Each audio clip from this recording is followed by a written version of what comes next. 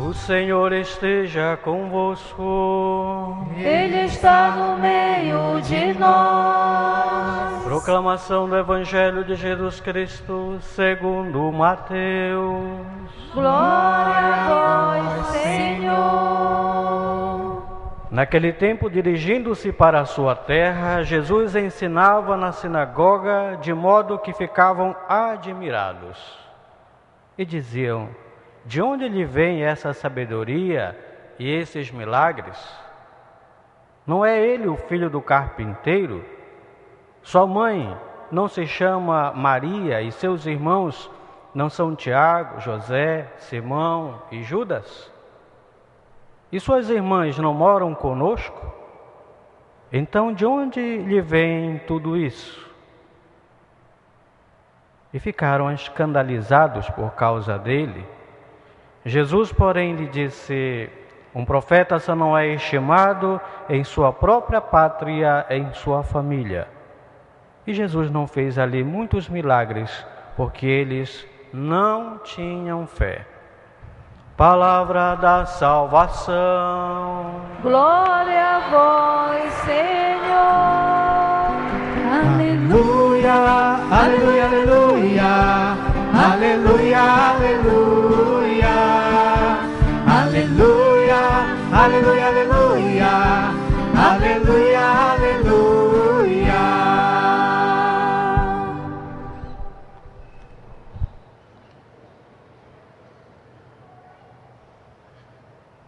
Antes de refletirmos sobre o Evangelho, eu queria dar ainda uma palavrinha, de modo particular, para quem está nesse momento nos acompanhando pela TV, pela rádio, a respeito desse momento importante que nós estamos vivendo para nós barnabitas, para as irmãs angélicas de São Paulo e para a família zacariana como um todo, porque são tantos leigos, pessoas que nos acompanham. Zacariano vem de Zacaria, Antônio Maria Zacaria, um jovem que optou primeiramente pela medicina, tornou-se médico, depois, sentindo no coração o desejo de ser mais útil ainda para o próximo, decidiu tornar-se sacerdote. Tornou-se sacerdote e fundou 3 congregações religiosas. A dos padres barnabitas, que somos nós que tomamos conta, que administramos, que cuidamos da Basílica Santuário, as irmãs angélicas de São Paulo, que estão presentes aqui em Belém e em outras partes do Brasil, e um grupo de leigos, de casais, que eram também reunidos como congregação, que depois foi pouco a pouco sendo mudado, porque não era algo comum para a época. Nós estamos falando de 1530, mais ou menos, 1533, aquela época. Mas a herança espiritual que Antônio Maria Zacaria deixou é algo que empolga até os dias de hoje. Aqui nós temos jovens do Rio de Janeiro, de Belo Horizonte, de São Paulo, de Brasília e do Pará, da paróquia de Vigia, da paróquia de Capitão Poço, da paróquia do Perpétuo Socorro de Bragança, não sei de São Miguel do Guamá se veio alguém, mas acredito que sim, São Miguel do Guamá, e da paróquia de Nazaré, que são aqueles que nos acolhem e que estão organizando de uma maneira tão generosa, tão bonita esse momento especial que nós estamos vivendo. A espiritualidade de Santo Antônio Maria, ela é um convite a viver sempre voltado para Cristo, contemplando a sua presença real na Eucaristia e espalhando pelo mundo a necessidade de sermos firmes na fé, renovados no amor, nesse fervor que faz com que nós sejamos diferentes das pessoas que não creem, das pessoas que não têm esperança, que não acreditam em nada. Fervor cristão. Pois bem, e hoje nós estamos aqui na Basílica Santuário, celebrando o dia 1º de maio. E hoje nessa missa eu agradeço a Deus porque há 18 anos atrás eu me tornava barnabita. No dia 1º de maio de 1996, eu fazia minha primeira profissão religiosa e recebia o hábito da congregação.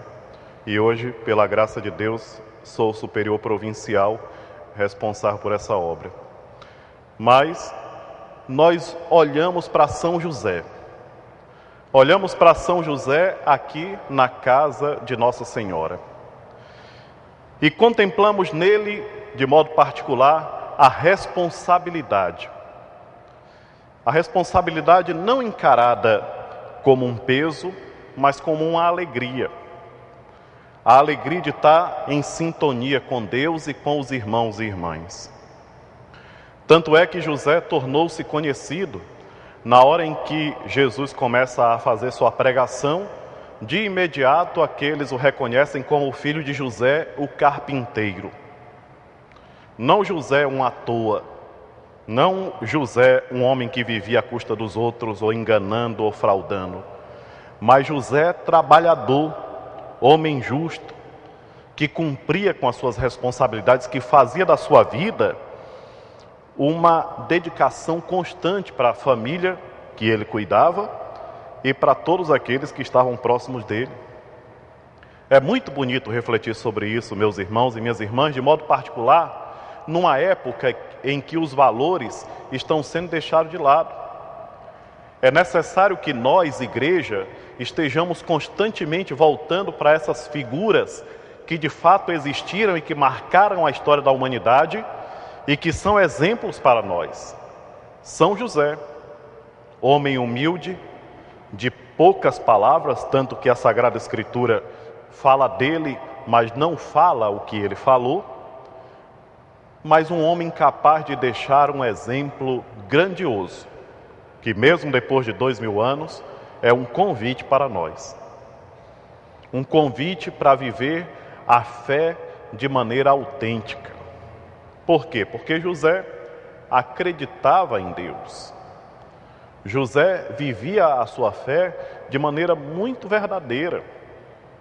Um homem que fazia com que a Sagrada Escritura fosse regra de vida para ele. Não por acaso escolhido por Deus para ser responsável pela Sagrada Família. Hoje o nosso pensamento vai para tantas pessoas que estão desempregadas e passando necessidade. Eu acredito que pelo Brasil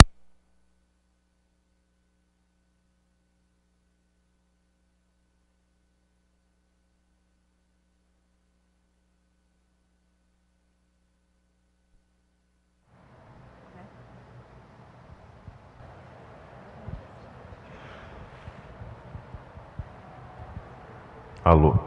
Eu acredito que pelo Brasil e pelo mundo, quantas pessoas hoje foram à igreja para pedir a Deus a graça de um trabalho honesto, de um trabalho com o qual possa manter dignamente suas famílias.